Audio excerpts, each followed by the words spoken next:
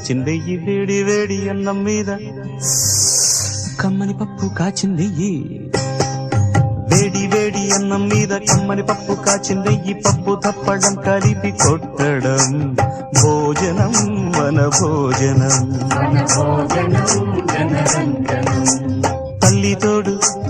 పిల్ల మేక